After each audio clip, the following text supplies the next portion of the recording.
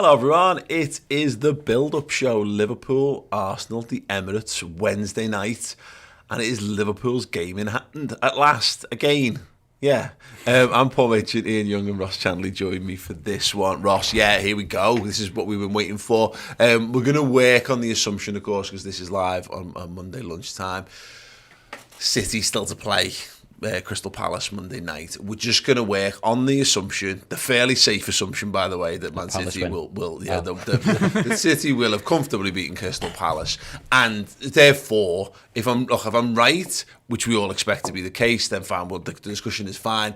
If I'm wrong and Palace managed to get something, then all the people watching and listening after the fact can sit there with a great smug sense of satisfaction, knowing that me taking this quite, calmly and being a bit sort of downbeat about it all, was all for naught. But no, we'll work on the assumption that City, that it's 6 points and Liverpool are playing for it to be 3. Yeah, but now you've dangled that in front of me that Crystal Palace might get something, Paul. That's the opportunity that we're all waiting and hoping for, because the opportunity's got to come at some point where we go, well, actually, we are level on points. But to the point, we can't. There's no point thinking that way, because you just that pathway leads to madness. If you're expecting a team of like Crystal Palace, and they are capable, but if you're expecting that, don't expect. One of my points in general is just don't expect Man City to give Liverpool any favours. If Liverpool are going to win the title this season, it is going to be the most incredibly hard-fought, nail-biting, end of season, last kick of the ball kind of thing, and that's the best way to think about it. Same reason I don't set myself targets, because then I can never fail them. It's all good. Yeah, it's I think Chris referenced it to pressure tennis. And that was one of the good things about the weekend of, Liverpool playing first, early kick-off against Brighton, get your points.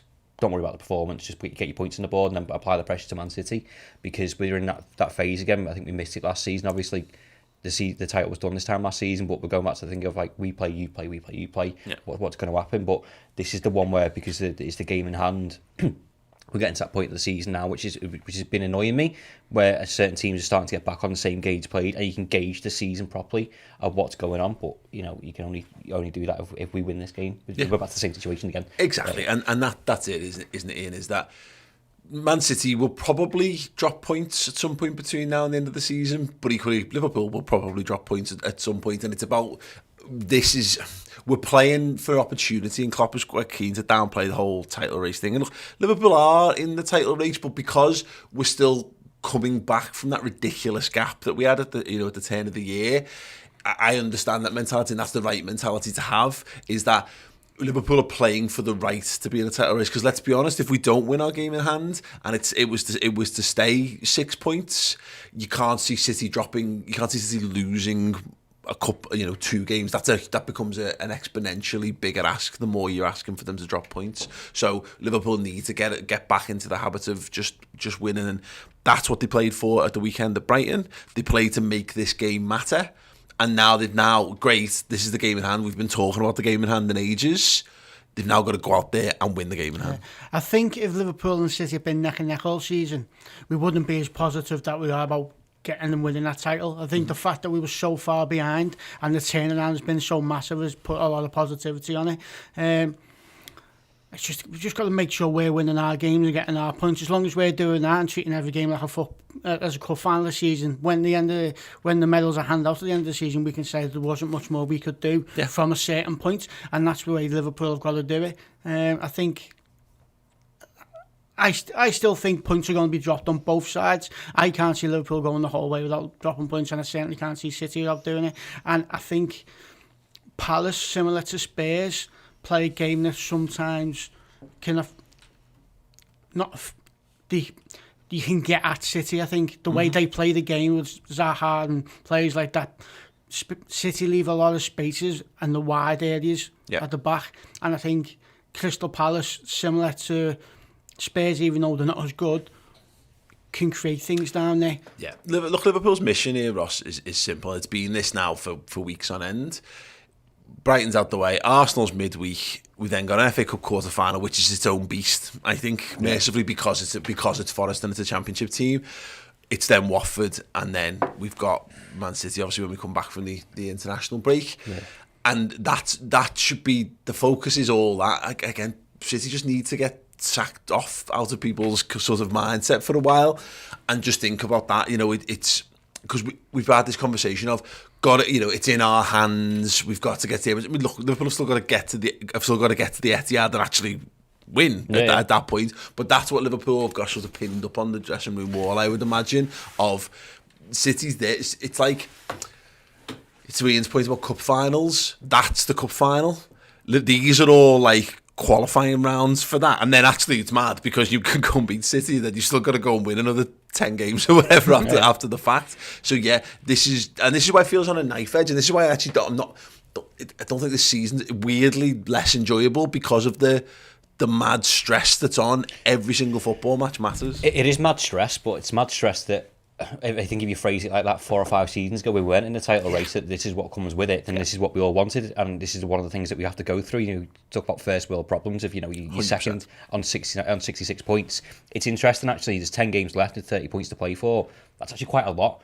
That's almost just under a third of the points that we've accrued so far. If you finish the season on 96 points, if we were to go and win all 10, by the way, that's absolutely fucking mental. You don't win. It's one of those hard lines that the other team was just better. It's annoying if Man City finished on 99 points. But to your point there, and I think Jurgen's been keen to say this, if we as fans, or certainly the press do it as well, stop counting games like we've won them already, because it's a pointless mindset of going in thinking, okay, sound, in 3 weeks' time, as you're saying there, that City game, it's all on that. Yeah. Well, it's not. It's a cup final, but it's not a cup. If we lose tomorrow, it's not a cup final. Exactly, and that's kind of what I'm driving at there, Ian, is that you're playing for the right. Each and every one of these games has its own singular importance, but they all they add up to something bigger than the sum of the parts. But that's the thing about this, is we run the risk of doing our own heads in by spending too much time looking at Manchester City, but B, for us, looking a little too far down the line. Arsenal are sneakily really good, and I'm not sure where this happened, because I haven't paid attention really to anything below second in the league for about two or three. No, absolutely, for a couple of months now. And so you realise that there's a percentage of your life online as a football fan that's filled up with like being privy to banter, and Arsenal have been the ultimate banter club, and that's not because they deserve to be. It's just because they exist in London, and you've got Chelsea fans, and you've got Tottenham have had a better time in the last 5 years than them largely, and and you've got a bunch of United fans that live down in London, and Liverpool fans. So Arsenal become the brunt of the joke, and it's mad how it's like walking out of a really noisy room, and then you go, I've just noticed how quiet it is, and it's like, why is it so quiet on the football landscape? Well, it's quiet because Arsenal are fourth, and Arsenal are quite capable of comfortably finishing fourth. And that should be something that we need to be a bit wary of, is that the banter era of Arsenal, I think, is over. I think they're back to being a really good competitive football team. They're definitely in a very good progression. I think the game on Wednesday night will come down to who is more clinical. I think both teams will concede chances.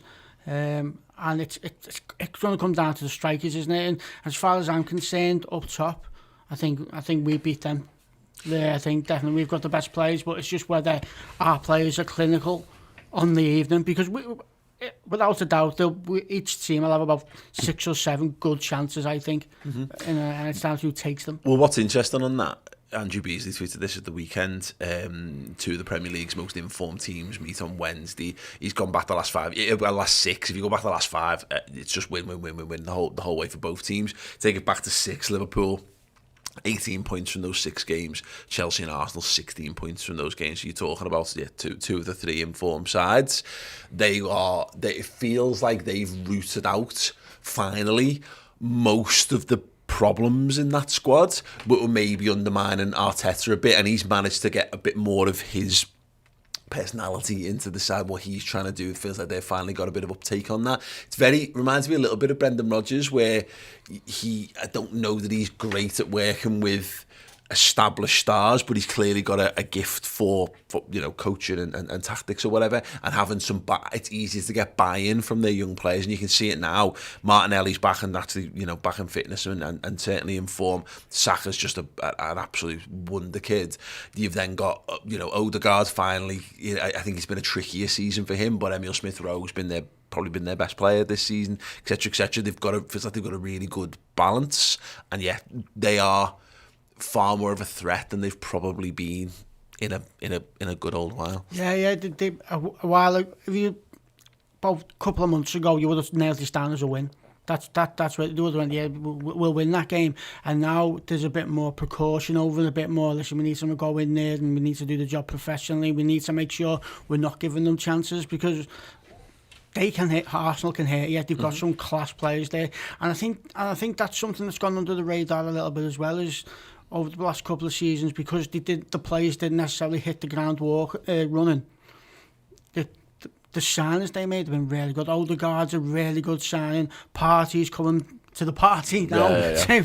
And they've got a goalkeeper who saves things. Yeah, well, he's like Pickford-esque, I think, at times. But I think he was one of them signings that when it was made, it was like, what are they doing there? Yeah. But they've been totally proved right in that signing. And I think they're a good team now, and it'd be interesting to see what happens with Arsenal next season if they get into the top four and they've got European football. What they are, Ross, is stable, and I think that battle, I think important battles in the Premier League are won by stability sometimes, and unfortunately, if you've got a team that's got all the best things going for them plus stability, they'll win everything, which is why City largely clean up in the Premier League under Guardiola. But sometimes you can see that happen where, like, Leicester capitalise and winning the league, Liverpool coming second in 13-14. You capitalise on instability of football clubs around you. I think West Ham have been doing a great job of that this year. But actually, the reason why West Ham will start to fade is I don't think they've got the quality in the of player in their squad ultimately. Whereas Arsenal have got. Man United have probably got better individual players. Yeah. But they're an absolute basket case of a club at the moment. They've got Moyes as a good manager. They've finally found a decent equilibrium. They've got some good players. But if Arsenal manage to find, if they've got a good manager and they've found stability with good players, any little deficiencies, like, for example, I don't think they've got seasoned match winners enough in their side. Lacazette comes to good with the penalty at the weekend, of course. But that might be the only thing that undoes them. They haven't got a Ronaldo, is kind of what I'm driving at with this. But you look at it now, they've got 3 games in hand over Manchester United and West Ham, and they're on 51 points. Yeah. If they won all 3, they'd be third, which is mental to think about. Yeah. And I've been pretty consistent with Arsenal and Arteta this season. We spoke about them a lot on the Around the League show. I think he deserves a bit more credit, and I don't think, either as outside fans or maybe Arsenal fans at times, when you're talking about that banter here and what they've kind of gone through, they're on a progression, they're on a path, and that's why they've gone with Arteta. It takes time. So I think we all laugh when they lose at Brentford to the first game of the season, going, oh, it's Arsenal, blah, blah, blah. But you're talking about the players that they brought in, the amount of dross they've got ridden of in that side, the overturn of staff. You compare it to any job that you've had. If you get rid of 4 or 5 members of staff and you bring 5 new ones in, it's hard. And not only that, say you had... You trying to discourage me from having a cleaning of house here, but it's so hard. It's not even worth your time. I wouldn't actually bother. I was thinking about your past career rather than this one. But now I'm just regretting talking about the conversation. But also, if you think about having you have experienced players within that thing that you're saying that they're lacking at the minute, and then you bring kids in, it's then even harder. And then when you have egos like Mesut Ozil in there in that situation, a young manager dealing with that, then it happened with Aubameyang. You try to not only set what you're trying to do on the pitch, but also the leadership qualities of going, I'm not fucking putting up with that. Yeah. You can't behave like that in this club, and any young lads want to behave like that, you'll be gone because they're not playing for you.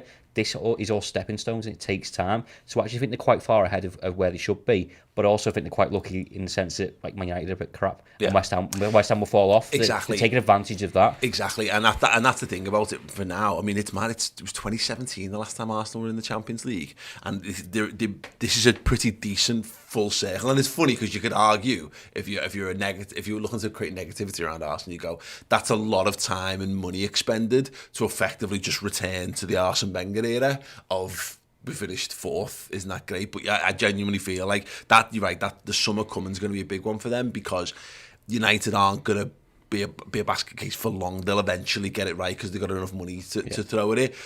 Chelsea might slip down a bit, but that they're only going to slip down into the bracket of maybe they slip into they're fighting for fourth as opposed to administration call. Well, yeah, you know, but like that, you know, in an ideal world, but moreover, you know, it'd be mad if they just completely vanished off the, you know, out of that sort of equation. And there's other clubs who are hungry and looking to push them underneath as well. So what they do next, but I mean, I'm sure for Arsenal fans, they'll be absolutely buzzing because it must be exhausting, just like, you know, like that, what they've been through, and that every time it's 2 or 3 bad results, it's like the immediate you pull out, like everything's push the nuclear button every time it's not quite right for a few weeks. So but go back to what we went through Middlesbrough, you know, and Genie scoring that goal, like we were so relieved to get top 4 football, and then talk about stepping stones. What does that bring? Well, you stop Man United getting Champions League football, and that's even. I know they've still got that big club pulling, and they'll throw money at the problem, which is another issue. But if Arsenal gone from no European football to Champions League football, what's that monetary value? What attraction does that bring in to say the final piece is actually... Arsenal are further ahead of their rebuild than Manchester United, and no one's got onto that because Man United went, yeah, there's Cristiano Ronaldo, everyone go and do shout Sue in the car park and everything will be fine. But that's the thing, isn't it, is that, yeah, I agree with what Ross is saying. If Arsenal get into the top 4, they're able to attract those players without having to pay stupid money. They're not having to like go, I'm really sorry, we're not going to offer you what you want and your ambitions. Here's loads of dough to plug the gap. Because Arsenal have been there. We've just mentioned all those names. They're actually finally shut of all the lads who want to play for Arsenal because they're getting paid lots of money first. Man United are chock full of them. So yeah, I mean, and look, that's the one downside to this game. Our ambitions need to come far beyond any of these things. These are side stories. Arsenal have got these games in hand. Hopefully when you're a top 4 challenging side, you don't tend to win games in hand, you tend to drop points. God knows Liverpool have been there, and we need to make sure that if Arsenal are on this mission to rebuild themselves, they can pick it up again next week. Being fighting for top 4 in this league is like no mean feat. When you look at the teams that are in there, and you look at your Uniteds and your Chelseas, your Liverpools, your Cities, your Arsenals and stuff like that. So that doesn't make you a banter club. I think when Arsene Wenger was there, it's a case of you've got to be careful what you ask for, because there's a lot of Arsenal fans wanting Arsene Wenger out. Yeah, when the grass is always greener. Getting top 4 every single season, and when he went, it was like they had to restart completely from scratch and build it back up. Arteta's done absolutely brilliant doing that, I think. And just mentioning what Ross has just mentioned there about Aubameyang, that looks like an absolute masterstroke now. When Aubameyang was let go in January, there's a lot of people questioning that, going, well, where do you want to get the goals from? What are they going to do? And I think Aubameyang going has affected the squad positively. They seem to be a little bit more together. It's very... Lacazette stepped up, hasn't he? Yeah, but it's very actually Klopp Liverpool management to say, you know what, theoretically we're undercutting ourselves for half a season, and it might actually limit our ambition, but the benefits it's going to give to squad harmony and building towards it. We're not managing for one season, he's managing for 2, 3, 4 and so on. Yeah, it's a good move. Right, listen, we need to put an end to this Arsenal wank fest.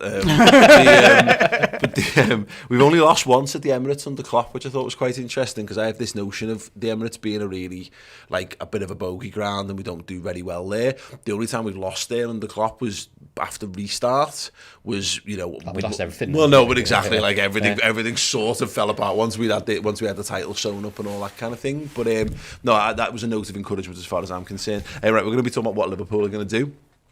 And how they're going to do it and who they're going to do it with in a bit. And just want to draw attention, if you want to know a little bit more about Arsenal, I will be probably slightly less nicer than I've been about them in his presence, but I'm talking to Robbie, old Don Robbie from Arsenal Fan TV on the Oppo preview streaming on Redmen Plus this evening. I think it's about 5 o'clock-ish, I think I'm doing that one, but it'll be available after the fact in podcast and in video form over on there as well. So if you want to go and check that out, then do go and sign up for Redmen Plus. Right, trivia question: how many times has Alexander Lacazette played against Liverpool? How many goals has he scored, and how many games has he won? I'm going to answer that for you momentarily, but our sponsor on the Unboot today is Threads for Red. Some incredible merchandise and apparel, from t-shirts, sweatshirts, hoodies. They've got pin badges and they've got mugs, incredible stuff. They've got a couple of new t-shirts that have just gone out celebrating Liverpool's win of the League Cup. I'm actually wearing one myself. It's become my brand new favourite t-shirt at the moment, which looks at the 9 League Cups that Liverpool have won. 9, that's the most anyone's ever won.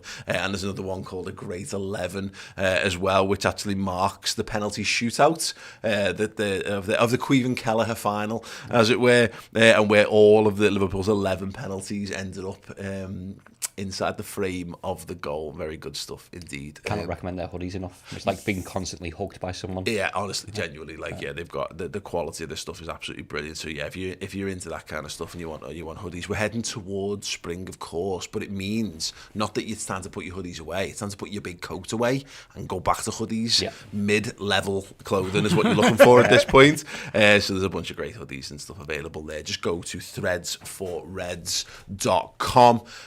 And yeah, you can have a little look around and see if you can pick yourself up some Boss Liverpool gear as well. Right, sound. Let's go to the trivia question. That was, how many times has Alexander Lacazette played against Liverpool? How many goals he scored and how many games has he won? Does anyone want to have a little... 7, 1 and none. Okay, Ian? I would have said he hasn't won any games. I can't remember him scoring against us either. And probably 6.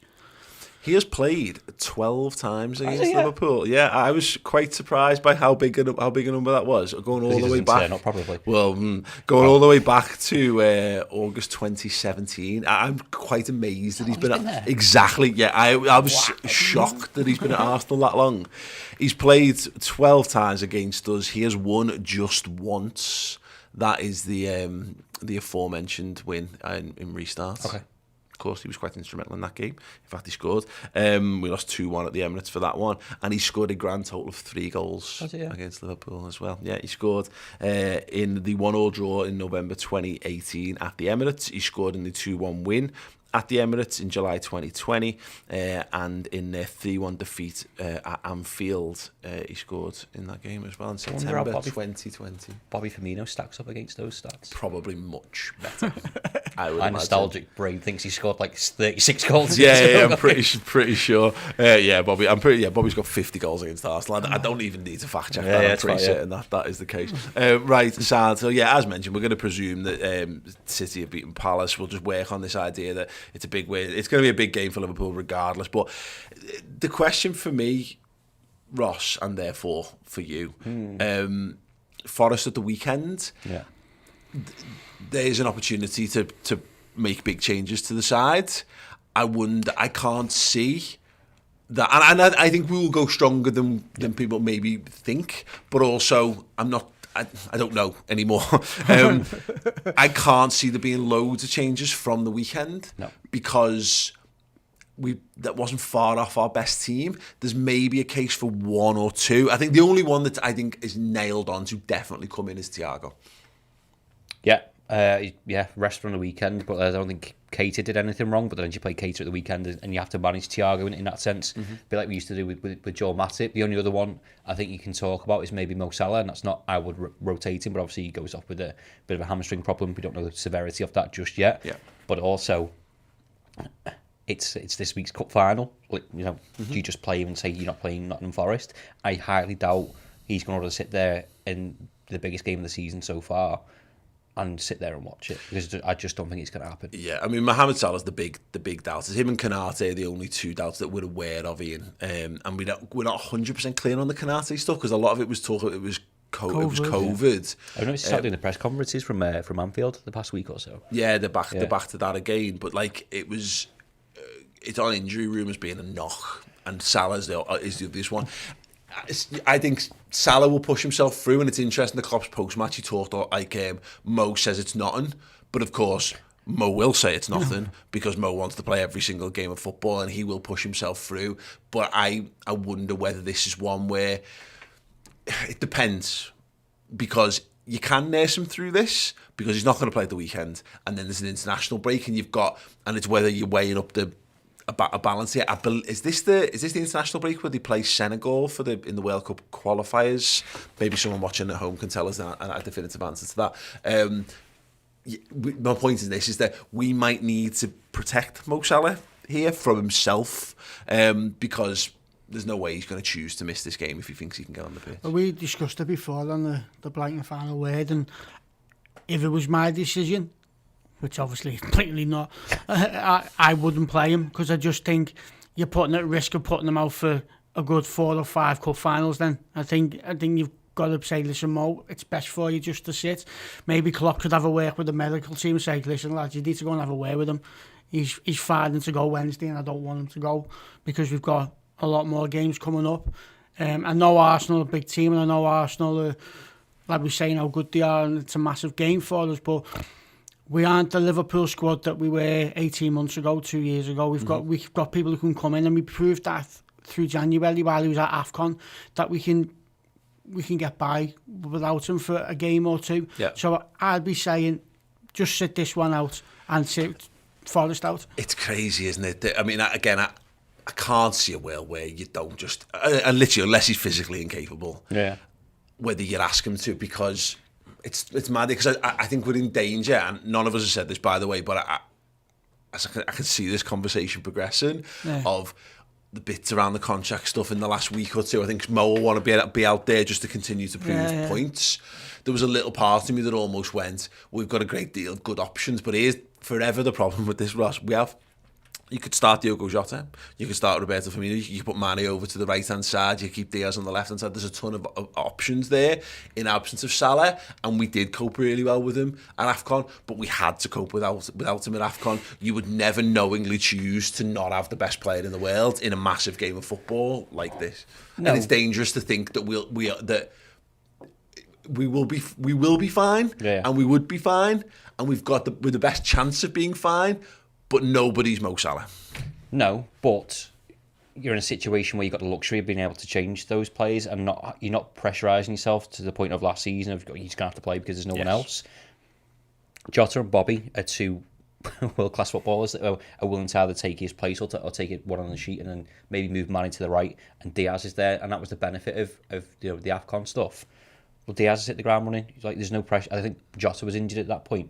You don't need to rush him back. You got an option there. Why would you do it? Why would you cut your nose off to spite your face? But it's hard because, like you said, it's not the physical cut your nose off to spite your face. Is what you're doing to Mo Salah's mentality by saying you need to rest. And is he going to sit there and dwell on the situation, or are Liverpool then going to worry of going, oh, we upset him, we pissed him off? What's his agent going to tweet this week? And you shouldn't do. I don't think Jurgen Klopp will. And I think that's like that. You just literally just described anxiety there. Like I just watched that all happen in real time. This is what a panic attack looks like, ladies and gentlemen. I'm all right. Yeah, no, I know. We will be. I'm certain. But the thing about Salah for me, and again, hopefully he's fine. Hopefully it is nothing. Liverpool don't need to risk him, because to the point, it's not just actually because it's not just for the run in. This happens to footballers, and this is where we killed Torres off, and ultimately Steven Gerrard and a bunch of other players, and Michael Owen certainly. Is I don't want us to be sat here. Let's say Liverpool finally lament and pay Salah and they agree a contract thing, and then he does end up the worst case scenario where 2 years later and he's barely getting on the pitch because he's got a bunch of injuries, and then you trace it all back and it comes back to this game at the Emirates where Liverpool should have just said, actually no mate, you're not playing, you need to make sure that you're resting, because we're not. It's not just 10 more games, it's but if you want a 5-year contract, then we want to make sure that we've still got a Mo Salah available. And this is also what anxiety sounds like, by the way. But yeah, we're in a merciful position where we can say, I would, if he's not 100%, put him on the bench. Put him on the bench. And that's not a bad thing either, because then you've got to wound up Mo Salah wants to come off the bench and then score. It's only a bad decision if you get to recurring injury or we lose the game. And we'll be sat here on Thursday going, we should have played for Mo Salah, because that's the way that the world works. And we shouldn't have to think about the international break thing, Ian, because he's not going to play at the weekend. He just won't, regardless. But I've confirmed it. So Egypt, Senegal, first leg of the World Cup qualifier is on Friday the 25th, and then the second leg is on the 29th. Following on from that, so two huge games of football for both him and Mane, to be fair, in that, and we might need to just, and it's annoying because this is international football writ large, we shouldn't have to factor those things in, but we'd be stupid not to factor those things in. But we need to, because we tend to look after our players better than the international teams do. Like if he goes to play for Egypt and he's carrying a knock, They back in a worse state, yeah, they won't wrap him in cotton wool like we do. Exactly. They'll go on, just play, you'll be fine, and then if you feel anything, then we'll take it off. It's exactly. By This is not. done. Yeah, exactly. This is not like a World Cup group game. This is do or die. The winning team will play in the World Cup, and the losing team will not play in the World Cup. And again, Mo Salah, they're not going to go. Mo, I think from their own. Got a title race to do, Mo. Yeah, exactly. No one at Egypt is going to protect Mo from himself, and it's whether Liverpool can do this. But again, should Liverpool undercut what they're doing? Is there a situation where you go, and this is not really what we want, but you do push him through this one, and then he's not fit to go to there. But also we've had this World time and Naby Keita being a great example where it just seems to go away, and he will play when he shouldn't be playing international football and comes back even worse. When he goes to international duty, he's still Liverpool's problems, and when he goes back from Egypt, he's not Egypt's problem anymore. No. Yeah, just draining for what he can and a go. The bigger thing on this is it opens up this giant can of worms of what do Liverpool do now in attack. I think we've been rotating the midfield quite nicely. Reasonably so, would also enter in a position where there's a couple of lads, same conversations we were having pre-Brighton, eased by most of the answers to these questions is you play them against Nottingham Forest at the weekend, of course, but Jota needs to start a game for Liverpool. Mane's done a brilliant job, I think, coming in at centre forward. And I think we're managing Mane as well. I think we're psychologically managing Sadio Mane, because I think there was a bit of temptation for him to drop out and not come back in again. It's a bit weird for me in that if Jota doesn't start this and Mane does start it, when again Mane's got a big do-or-die set of games coming up in a couple of weeks' time, we've effectively, and if he's getting in ahead of Bobby and Jota, I don't know, it's some major man management going on behind the scenes is kind of what I'm alluding to. But what's happened with Mane is I think Mane mentally wasn't, I don't want to say not a good place, but he didn't look himself on the pitch. Mm-hmm. He looked like he was dealing with something. Since he's gone central and he's playing central, he's playing it really, really well, and I'd be worried taking him out right now because he's got momentum, and when someone's got momentum and you take them away, that momentum doesn't always kick on when you bring them back. Yeah. So right now I'd be saying, listen, Mane, you play, if you're going to rest him for the game, rest him for the Forest game. Yeah. Just keep him in there for playing that centre role and keep him in doing it well, because that's what he's doing. I'd be a bit concerned about taking him out right now because Mane didn't have the best of seasons last season, but right now he's getting up a bit of pace, he's looking good in the pitch, and let's keep him going that way. Yeah. I used the phrase it changes because of the rest for Mane, going up from the left and into the middle, and I think he seems to be enjoying himself, but he's also being helped with the fact that Diaz has hit the ground running. Yeah. I think it'd be interesting to see whether he gets assessed after getting Crotty kicked, chopped, cleaned out at the weekend. And I saw he's having a stroll around Liverpool yesterday actually, so he must be alright. But I personally wouldn't drop him because I think he's our best player at the minute. Yeah. And he's in incredible form. But if you're going to swap someone out, is it him, or just, let's say, do you rest Salah, Mane then goes to the right, another change, and then you bring one of the other two lads in? Yeah, and I think Salah will ease this conversation a little bit, but it's for me, it's Jota. I just, I think we're being careful with him. He obviously had his injury, and we don't want to run him into the ground as well, for as much as we're having these conversations around Salah and Mane. Once he came back from that injury last season, we didn't quite get him. He goes out again for the back end of the campaign, doesn't he? And we need to be careful. Obviously, he starts Inter Milan, but other than that, he doesn't start the final because of injury. Having missed the Norwich and the Leeds games, he's only a substitute, and he comes on right wing at West Ham for like 11 minutes, and he comes on again as a late substitute at the weekend as well. I don't know whether we might need to be this one where, let's say Salah's fit, I wonder whether I'd say to Diaz, you've done really well here, mate, but we're going to bring Jota back in on that left-hand side, and then that's just squad management, isn't it? You're sharing the minutes around a bit, and hopefully that kickstarts Jota, because I think he's one now, again, it's going under the radar. He could probably do with a goal.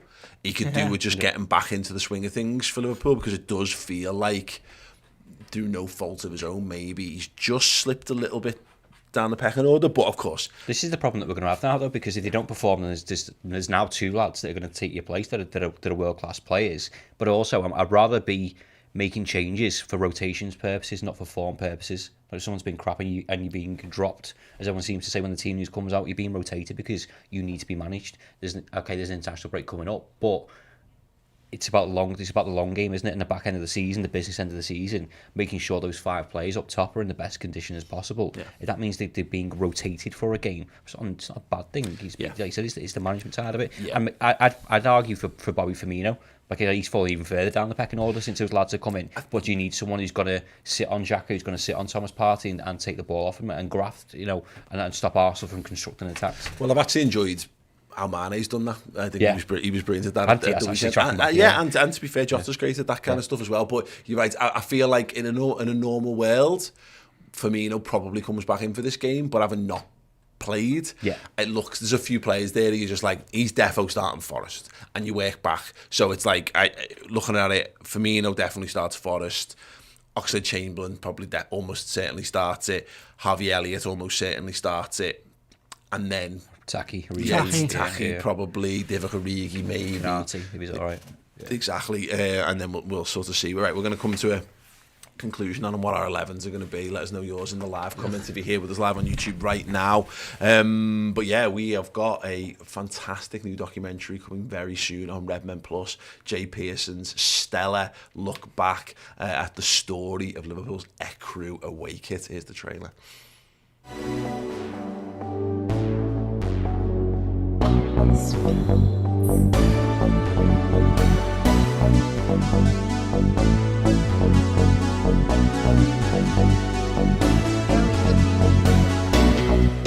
On a personal note, as a born and bred Liverpudlian, this is a particularly proud moment. The Ecru, which is French for unfinished, unbleached linen.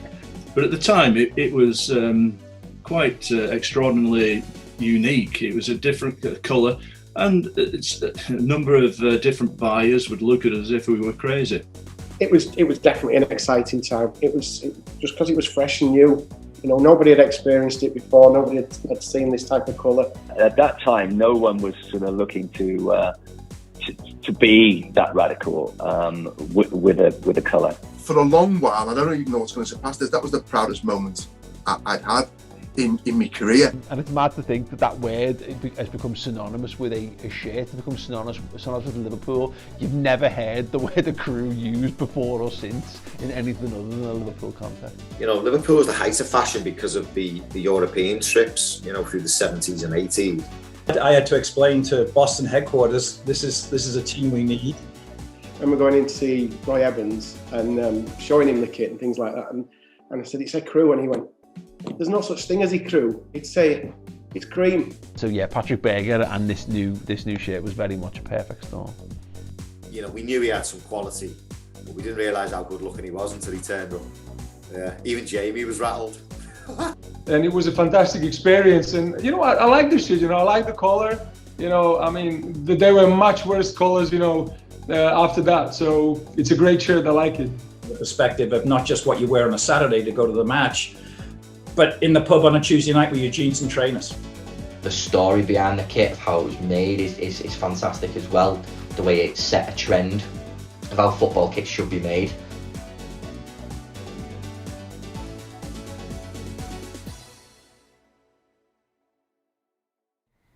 Yes, do check out the story of Ecru streaming exclusively on Redmen Plus over the international break and beyond as well. I've said this a couple of times, but genuinely, there's people who are kit people and they'll be like, oh my God, rubbing their hands together over that one, because getting the in-depth, how far he's gone into that story is incredible. But there's also people, if you just like documentaries and you like Liverpool documentaries, we've got tons of them on there anyway, but I think you'd be surprised. I think it was one of the points Steve made, having watched it.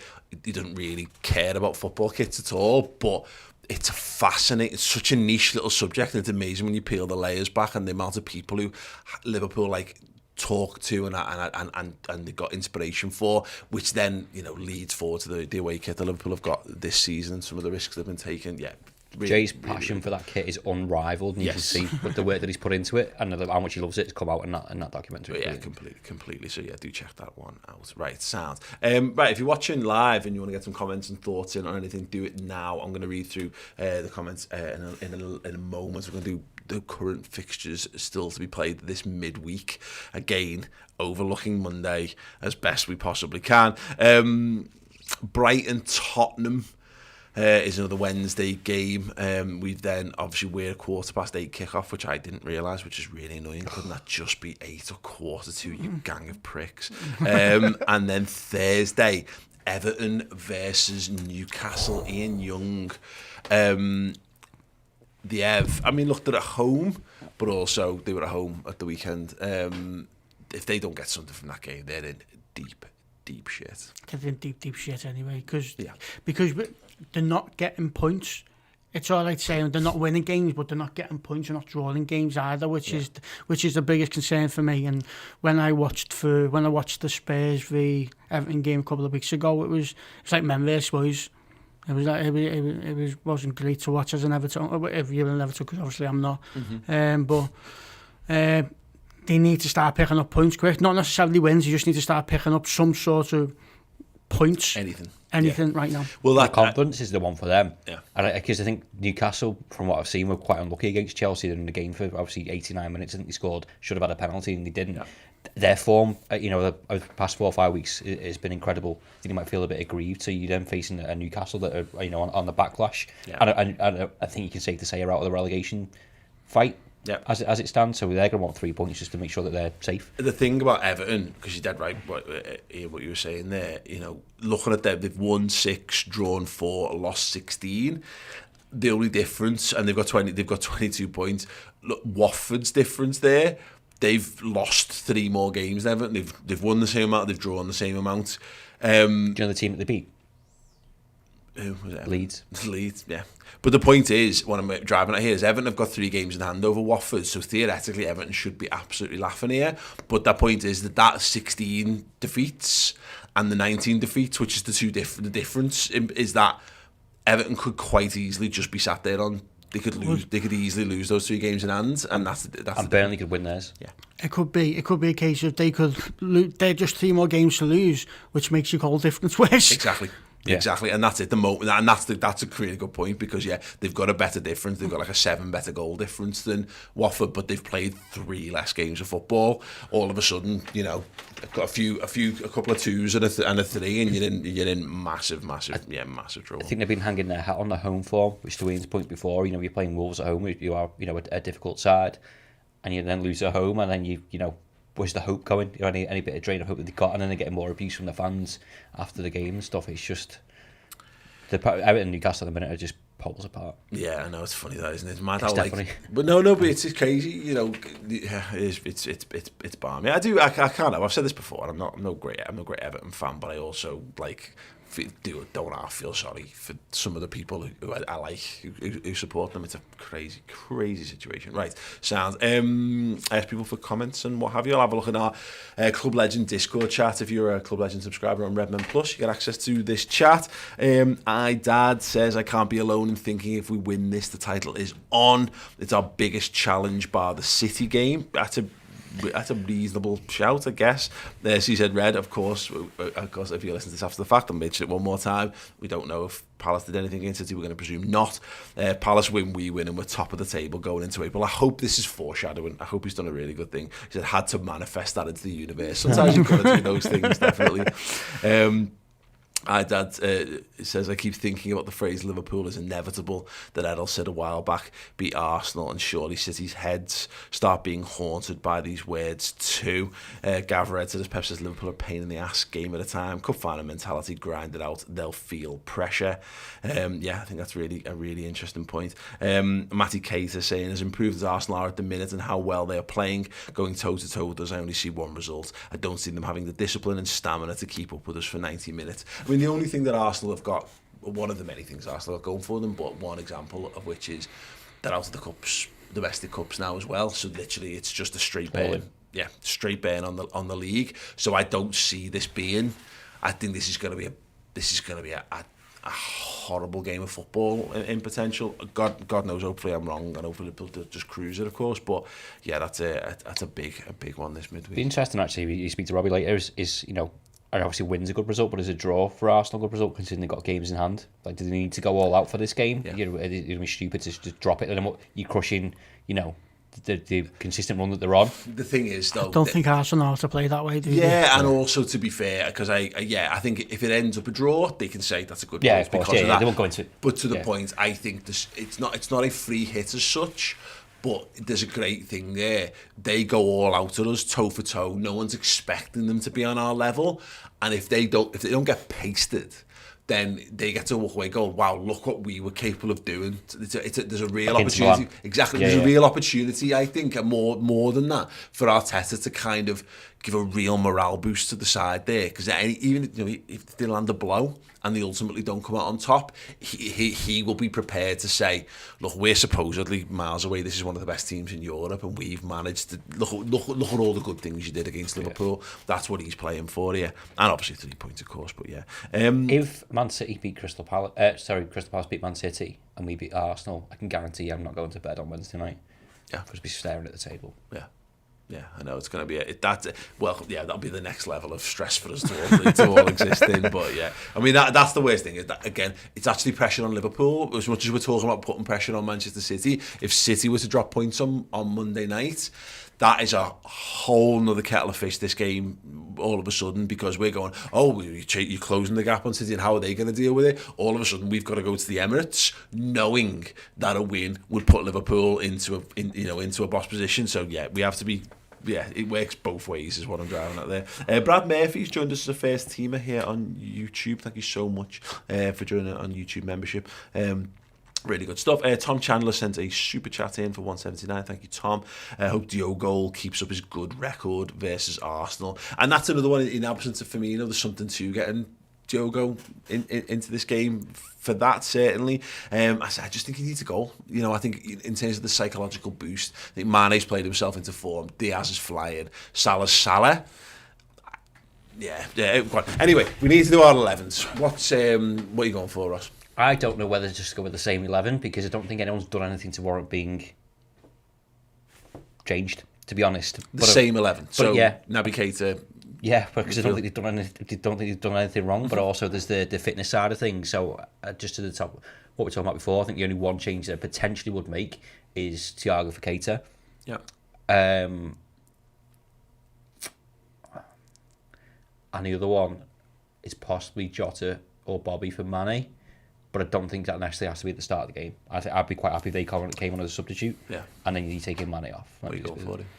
I'm going to go back on what I said before on the Brighton show, because I said that Naby Keita and Henderson was our Premier League midfield. I'm going to go with Ross, and I think Thiago's going to come in because I think our midfield will need to scrap less against Arsenal than what they did against Brighton, and we need a bit more, I keep saying using the word, but a bit more creativity and finesse against Arsenal, so Thiago was perfect for that. If Salah's not fit, I'd just bring Jota in, straight swap. Just put it on the right hand side. Yeah. It's an interesting one. Yeah, I think Thiago comes in because I think this is what you've bought Thiago for. You know, to go and just run midfield in big games of football. So keep Fabinho. I'll turn Xhaka inside out and get him sent off. Exactly. Yeah. That's right. Yeah. The only one, if Konate was just a nothing injury, or if he was symptomless with COVID and he's fine, then I might be tempted to put him in just because Matip's played a lot of footy and you just keep an eye on him, perhaps. Although I'd made the case a week ago that I'd have played Konate at the weekend because I wanted Matip to play this one, because I think, yes, Konate's got the greater recovery pace and he's obviously, I think he's a bit more physical. Being able to catch Arsenal with a perfect offside trap, I think you're increasing that chances with Matip in the team. So, big game experience with Matip as well. Yeah, exactly. So yeah, I think we keep obviously the same goalie. I think the same back four as the weekend. I think Thiago comes in for Keita, and then I think he'll probably stick with Diaz, Mane, and Salah if Salah's fit. Although I would drop Diaz out, and I would have Jota, Mane, and Salah. And if Salah's out, I think it might just be as simple as you're right. I think Jota maybe just comes in, comes in for him. But then there's a case of Dia moved Mane over and put Jota centre forward. But then I'll let Arsenal's team stress about what we're doing in that one. But yeah, let us know your 11s in the. Happens after, isn't it? It just, yeah, absolutely. Yeah, if you want to keep up to date with everything that's happening around the football club as well, we've now got all Liverpool's pre and post match press conferences available for free on our YouTube and on free podcasting services as well. I think it's 5:45 tomorrow, I believe, is Klopp's press conference. So yeah, that'll be up shortly afterwards on the YouTube channel and beyond as well. So make sure you check that out. Let's have a score prediction, Ross. 1-0 Liverpool. 2-1 Liverpool. Okay, sounds. Yeah. 2-0 Liverpool. Goal either half. Arsenal to give us a few problems. My one prediction for this is Arsenal have at least 2 goals disallowed because of offside, and everyone feels like Arsenal. This is going to be, I think, a bit like Inter Milan away, where everyone comes away feeling like Arteta had this tactical masterclass over Klopp, but they probably, in the balance of things, maybe only have like 1 shot on target because all their efforts are all technically offside. Yeah, I'll take that. What do you for an Andy Robertson goal as well? Off that little nugget. Yeah. Go ahead. Nuts, you were doing so on the pitch. So sensible up to a point. Yeah, great. Right, yeah, as mentioned, loads more to come from us. Do check out threadsforreds.com if you want some Boss Liverpool gear. If you want more great content from us as well, or you just want to support what we do here for free on Spotify, iTunes and YouTube, etc., then do consider joining up to Redmen Plus. Head over to redmentv.com and sign up. 2 tiers. There's one that just gets you all the content, which is Club Captain, and there's Club Legend, which gets you all the content plus our Discord group and free merchandise and loads of nice little extra perks and that kind of stuff, which is a bit more like Patreon and what we do, but it's ours, we own it, so we don't have another company take a massive chunk out of it. And yeah, make sure you're geared up for Ecru, the Ecru story, game changer. Good way to kill an international break by watching all our documentaries. Exactly, loads of our stuff there to keep you occupied. Anyway, thanks Ross, thank you Ian, and thank you guys who've joined us live. You're all amazing. Have a boss week, and yeah, we'll see you back for the watch along on Wednesday night. Hey everyone, thanks for watching, thanks for supporting Redmen TV. If you want more Redmen TV in your life, become a Club Legend subscriber on Redmen Plus right now. You will get your name at the side of every YouTube show. You will get perks such as free merch, discount on merch, free tickets to Redmen live shows, and you'll get access to all our content, which includes exclusive interviews, documentaries, and all our pre- and post-match content, which is available in video and podcast form. Sign up now.